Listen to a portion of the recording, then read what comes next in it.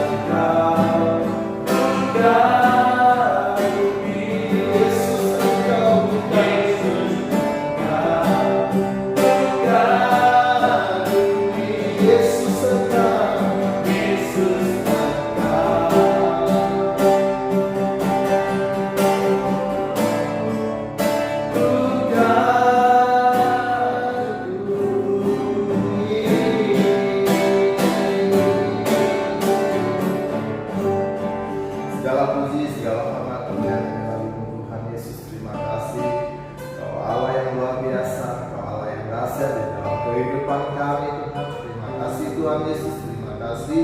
Dan Tuhan, sebentar kami akan mendengarkan firman Tuhan. Kami memohon supaya Tuhan menerapi hamba-Mu Bapak Pendeta Daniel Eko Tuhan.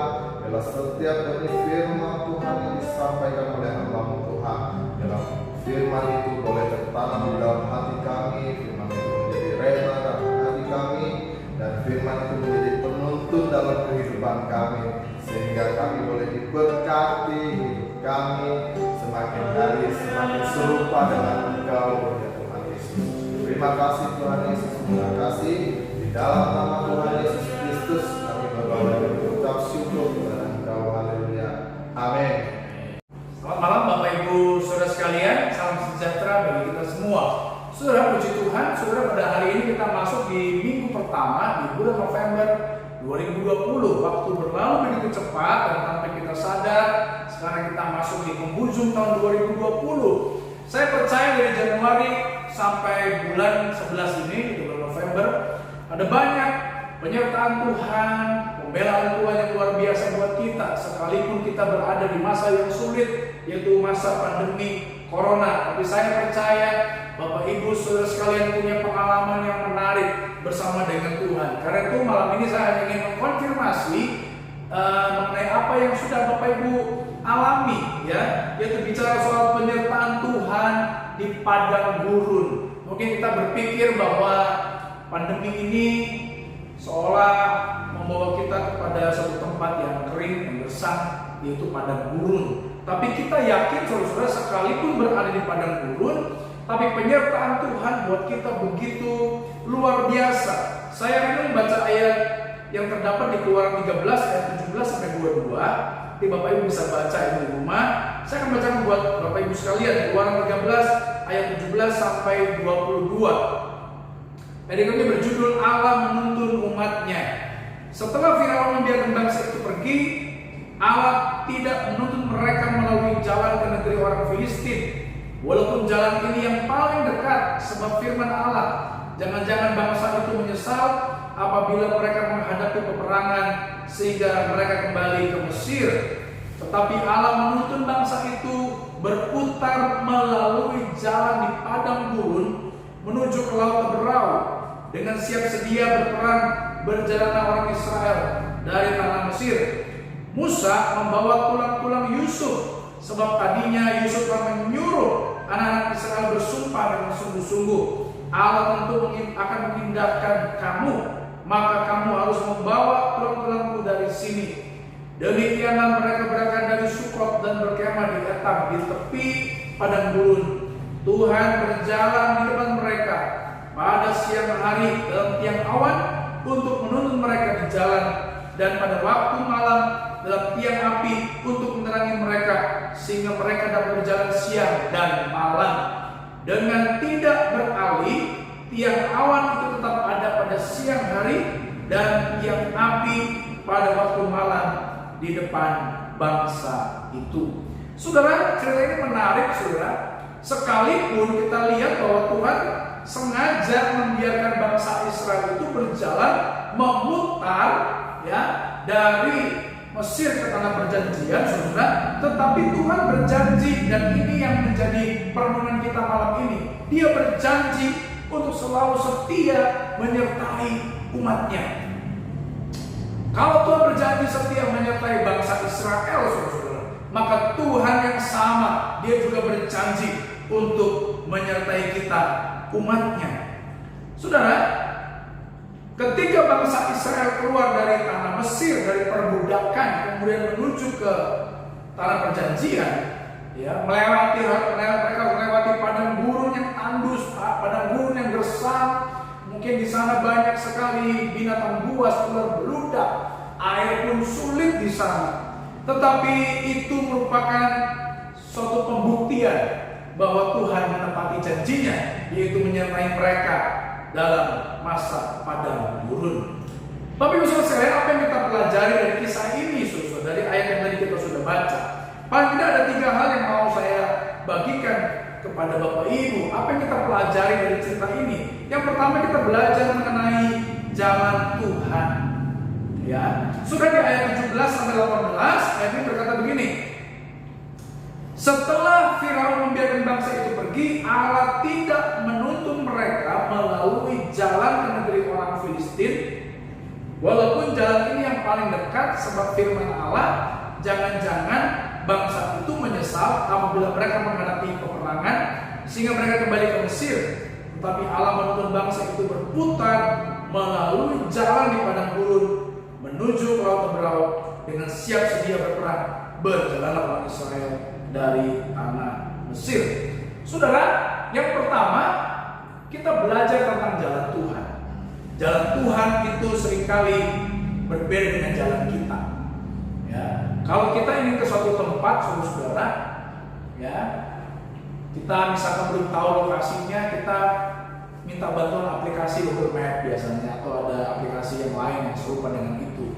Dan biasanya kalau kita buka aplikasi Google Map, dia akan mengarahkan kita menuju jalan yang paling cepat, ya, mungkin juga paling sepi, yang tidak macet, ya. Nah, tetapi kalau kita lihat dari ayat ini, saudara, Tuhan itu punya rencana yang berbeda, ya. Tuhan tidak menuntun bangsa Israel menuju jalan yang lebih cepat, yang lebih pintas, walaupun ada jalan yang paling dekat, paling pintas, yaitu lewat negeri orang Filistin. Tapi justru Tuhan membawa bangsa Israel melewati jalan yang berputar, yaitu lewat laut Teberau, saudara. Ya, secara geografis memang perjalanan bangsa Israel lebih dekat, ya, lewat negeri Filistin karena hanya mungkin butuh waktu beberapa bulan saja. Bayangkan saudara kalau bangsa Israel jalan kaki berputar dari Mesir menuju ke tanah perjanjian itu lewat laut Teberau, dia harus memutar berjalan selama 40 tahun. Itu waktu yang sangat lama, Bapak Ibu, ya. Seumur dengan umur saya. Ya, saya 40 lebih sih, ya kan? Lebih dikit. Itu cukup lama, Bapak Ibu. Itu bukan waktu yang sebentar, itu bukan waktu yang lama. 40 tahun mereka dibawa Tuhan. Seringkali jalan Tuhan, sekali saya bilang, berbeda dengan jalan manusia. Kita ingin jalan yang cepat, saudara. Kita nggak memahami apa maksud Tuhan. Tetapi yang jelas, saudara, kita harus yakin jalan Tuhan itu adalah yang terbaik bagi kita. Kalau di ayat yang ke-17, saudara, Tuhan berkata begini, kenapa bangsa Israel itu dibawa berputar selama 40 tahun lewat padang gurun? Karena Tuhan bilang begini, jangan-jangan bangsa itu menyesal apabila mereka menghadapi peperangan sehingga mereka kembali ke Mesir. Ternyata, Bapak Ibu, kalau disuruh perang, bangsa Israel itu belum siap. Karena mentalnya waktu ada di Mesir, dia mentalnya mental budak, bukan mental prajurit. Jadi Tuhan tahu yang terbaik buat bangsa Israel. Kalau lewat Filistin, ya, nanti mereka jadi takut menghadapi peperangan. Jadi sengaja Tuhan bawa mereka berputar. Saya percaya mungkin Tuhan juga persiapkan mereka 40 tahun untuk jadi bangsa pejuang, ya, bangsa yang kuat, yang mengandalkan Tuhan, bukan mengandalkan kekuatannya. Karena kalau kita pelajari cerita mereka, bangsa Israel dari tanah Mesir ke tanah perjanjian selama 40 tahun, bangsa Israel banyak mengalami kebaikan Tuhan yang luar biasa. Ya, hari-hari ini kalau saudara menghadapi pergumulan yang mungkin hampir sama dengan apa yang dialami oleh bangsa Israel, kadang-kadang kita berpikir, Tuhan, kenapa engkau kok nggak cepat menolong saya? Ya, kenapa kok aku harus berputar menghadapi pergumulanku yang begitu lama? Ya, mungkin kita sudah melewati padang gurun selama setahun, 2 tahun, 5 tahun, 10 tahun, 20 tahun, 30 tahun, mungkin 40 tahun. Ya, kita nggak pernah memahami pikiran Tuhan, jalan Tuhan. Tetapi satu hal yang harus kita yakin dan percaya, Bapak Ibu Saudara sekalian, bahwa jalan Tuhan itu pasti yang terbaik. Dia sudah siapkan sebuah rencana yang luar biasa buat kita. Karena itu kalau hari-hari ini kita mengalami hal yang sulit, harus mengalami corona, kita kadang pusing 7 keliling. Justru salah satu itulah kita belajar untuk berdoa, bergantung sama Tuhan, dan percaya bahwa tuntunan Tuhan itu luar biasa. Ikuti aja cara Tuhan.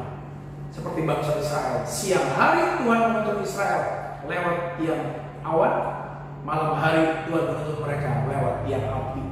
Hari-hari ini saudara ikuti tuntunan Tuhan, ya. Jalan Tuhan memang berbeda dengan jalan kita. Karena itu yang kedua saya ingin sampaikan kepada Bapak Ibu, ya, apa yang kita pelajari dari cerita ini, yaitu cerita ini bicara soal tuntunan Tuhan. Di ayat 21 berkata, Tuhan berjalan di depan mereka pada siang hari dalam tiang awan untuk menuntun mereka di jalan, dan pada waktu malam dalam tiang api untuk menerangi mereka, sehingga mereka dapat berjalan siang dan malam. Walaupun padang gurun adalah tempat yang sulit, tempat yang sukar, tetapi Tuhan berjanji Dia akan menuntun bangsa Israel. Ya, bayangin Bapak Ibu, di padang gurun itu tidak ada rambu-rambu lalu lintas, tidak ada penunjuk jalan. Bahkan mungkin juga mereka dulu belum mengenal namanya kompas. Ya, kemana nih arah dari Mesir ke tanah perjanjian, tidak pernah tahu. Tetapi Tuhan menuntun mereka, ya, mengarahkan jalannya kemana, ya, sehingga akhirnya kalau kita baca cerita selanjutnya, mereka sampai di negeri perjanjian, yaitu tanah Kanaan. Saudara, hari-hari ini ikuti saja petunjuk Tuhan. Karena itu dalam masa pandemi ini Bapak Ibu, ya, kita tidak boleh jauh dari Tuhan. Justru di masa pandemi ini Bapak Ibu, kita harus lebih banyak dekat dengan Tuhan. Justru ada banyak kesempatan kita di rumah, suruh banyak belajar, ya, belajar Alkitab sendiri, belajar dari YouTube banyak sekali khotbah-khotbah hamba-hamba Tuhan yang memberkati kita. Ya, ayo saudara harus punya inisiatif yang tinggi, belajar firman lebih lagi, ya, belajar dari hamba-hamba Tuhan. Kita belajar mentaati apa yang Tuhan mau, tuntunan apa yang Tuhan berikan buat kita. Saya yakin kalau kita mengikuti rancangan dari Tuhan, ya, tuntunan dari Tuhan, pasti hasilnya adalah damai sejahtera bagi hidup kita. Jadi saudara, Tuhan berjanji Dia akan menuntun kita. Ya, karena banyak berdoa, minta hikmat Tuhan supaya Tuhan memberikan kita, ya, tuntunan apa yang harus kita lakukan. Seolah sekarang ini kita bingung, ya. Rasa-rasanya kok pandeminya nggak selesai-selesai, tapi kita percaya Tuhan akan campur tangan kalau kita mengikuti tuntunannya. Yang ketiga, yang pertama tadi bicara jalan Tuhan beda dengan jalan kita. Yang kedua, kita setia dengan tuntunan Tuhan. Yang ketiga, kita yakin akan penyertaan Tuhan.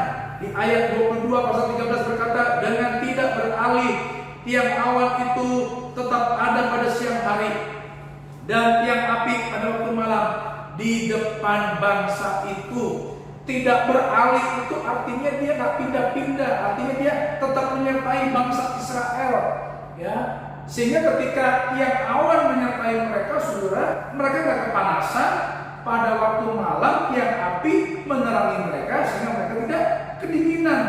Ya, karena itu kita harus kuat dalam menghadapi padang gurun, karena janjinya kepada kita, Dia menyertai kita. Immanuel. Jadi Allah dalam perjanjian lama dan Allah di perjanjian baru itu Tuhan yang sama. Dia Immanuel. Dia bahkan ada di dalam kita, bukan hanya menyertai kita, bukan di samping kita, bukan di depan kita, di belakang kita, tapi Dia ada di dalam kita. Itu yang luar biasa, penyertaan Tuhan. Bahkan Raja Daud, Bapak Ibu, ketika dia pernah mengalami rasa takut karena dikepung oleh musuh, ya, dia berkata begini, jika Allah di pihak kita, siapa lawan kita? Ya kan? Maka dari itu Bapak Ibu kita harus percaya akan waktu Tuhan. Selalu bersabar, berserah kepada Tuhan. Hari ini mari kita belajar mengandalkan kekuatan Tuhan, jangan andalkan kekuatan sendiri. Kalau misalkan usaha kita sudah mulai merosot, omset turun karena pandemi ini, sudah lebih banyak berdoa, banyak merendahkan diri di hadapan Tuhan, meminta belas kasih Tuhan, meminta uluran tangan Tuhan. Saya percaya Tuhan sanggup membuat mujizat, pertolongannya tidak pernah terlambat bagi hidup kita, karena Dia janji menyertai kita. Saudara, yang terpenting hari ini pertanyaannya, dengan siapa kita berjalan? Kalau kita berjalan bersama dengan Tuhan, maka Tuhan pasti akan mengerjakan perkara yang ajaib. Satu kali Tuhan pernah marah kepada bangsa Israel. Kenapa?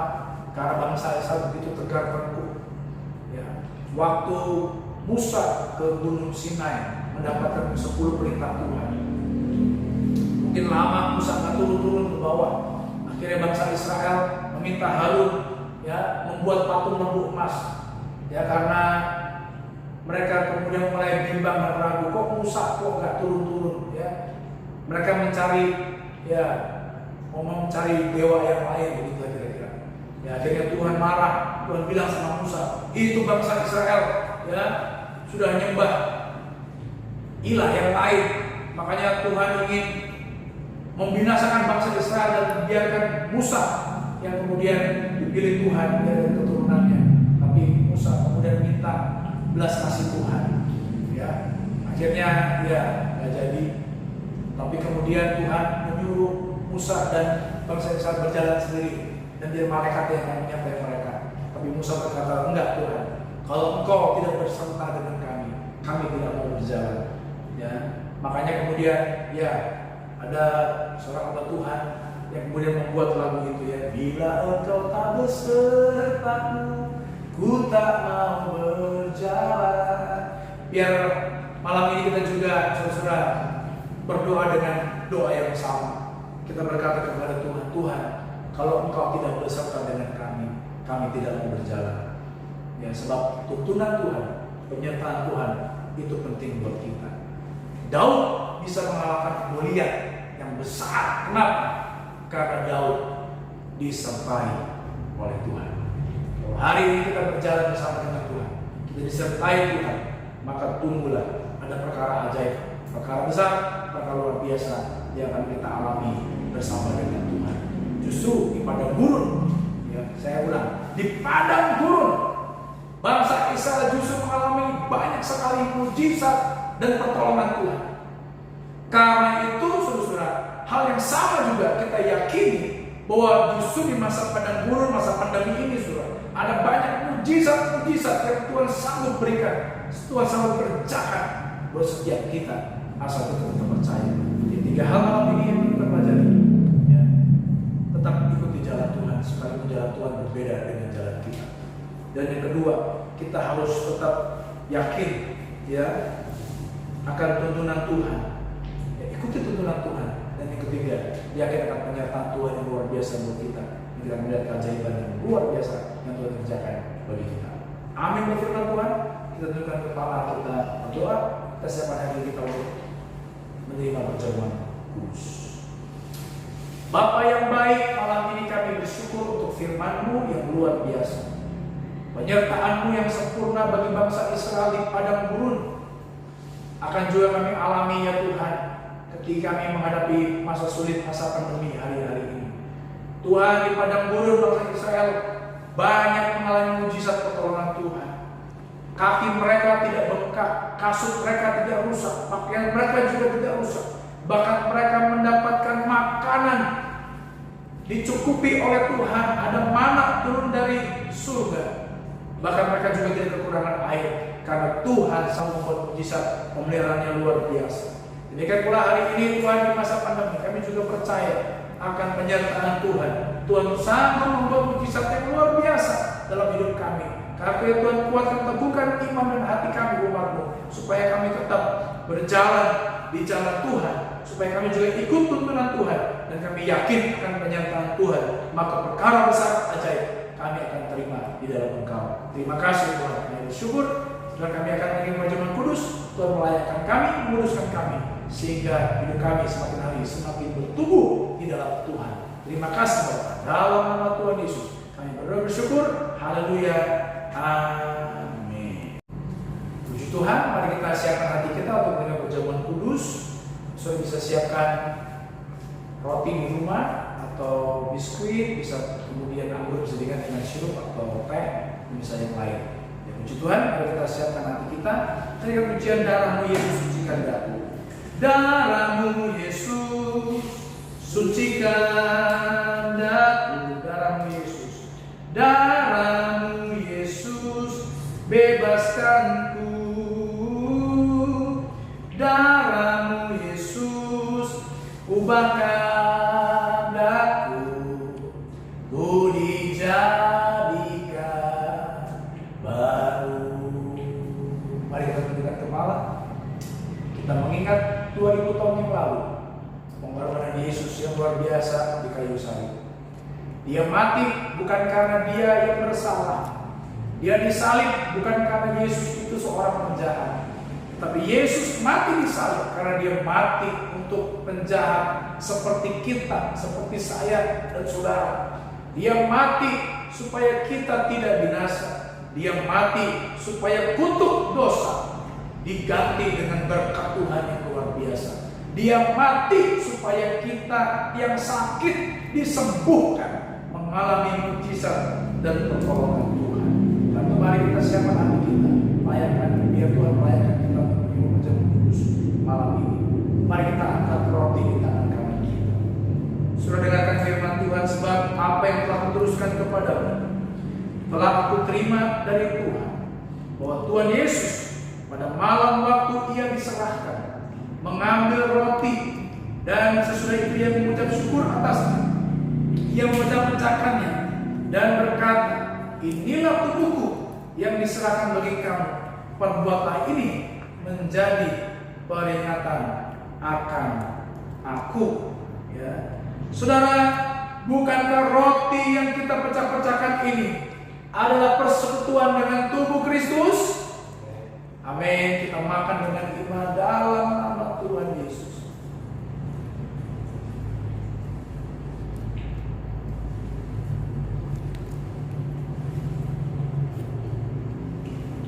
Mari kita angkat cawan tangan kanan kita, saudara.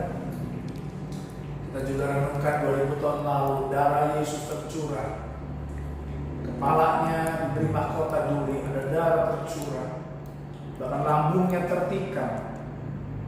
Tubuhnya dicambuk, ada darah keluar dari tubuhnya, dan darah itulah yang membayar lunas setiap hutang dosa kita di hadapan Tuhan.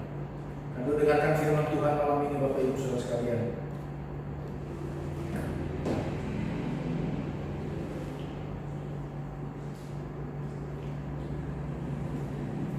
Dan demikian juga ia mengambil cawan sesudah makan, lalu berkata, cawan ini adalah perjanjian baru yang dimeteraikan oleh darahku. Perbuatlah ini setiap kali kamu meminumnya menjadi peringatan akan aku. Saudara renungkan 2000 tahun yang lalu darahnya menetes keluar dari tubuhnya. Saudara, apakah saudara percaya bahwa darah Yesus itu sanggup membayar lunas setiap hutang dosa kita?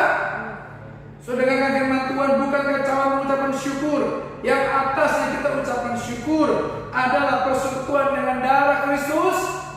Amin. Mari kita minum dengan iman dalam nama Tuhan Yesus.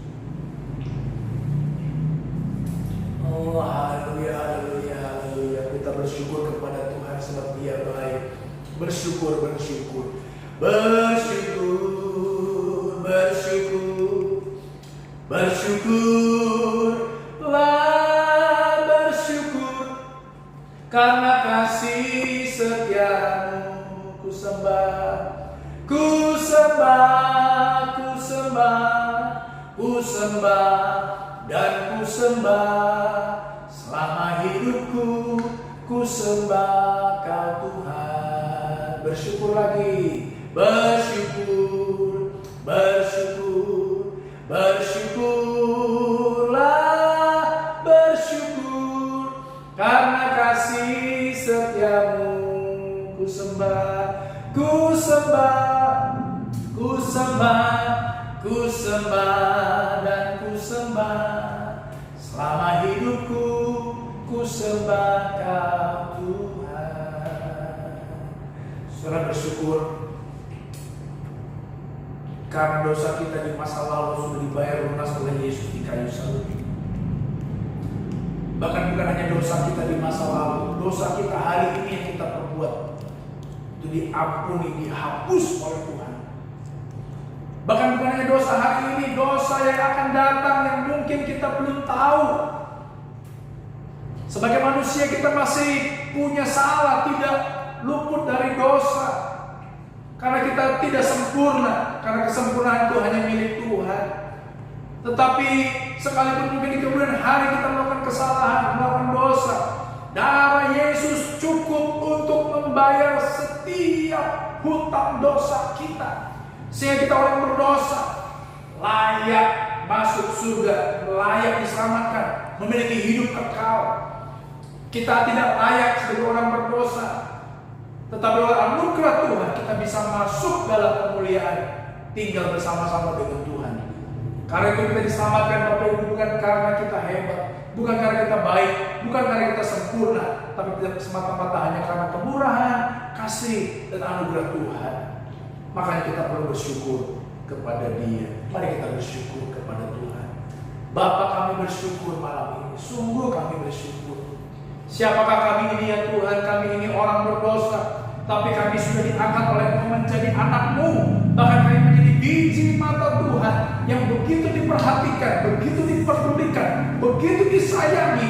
Kasih-Mu luar biasa. Engkau Yesus rela mati buat kami di kayu salib, supaya kami yang berdosa ini bisa hidup, bahkan hidup kekal, tinggal bersama dengan Engkau. Katanya Tuhan ajar kami untuk tidak pernah melupakan kebaikan Tuhan, kasih Tuhan yang luar biasa. Kalau Yesus saja mau mati buat kami di kayu salib, maka kami juga percaya Tuhan pasti sanggup pelihara hidup kami selama kami ada di bumi ini.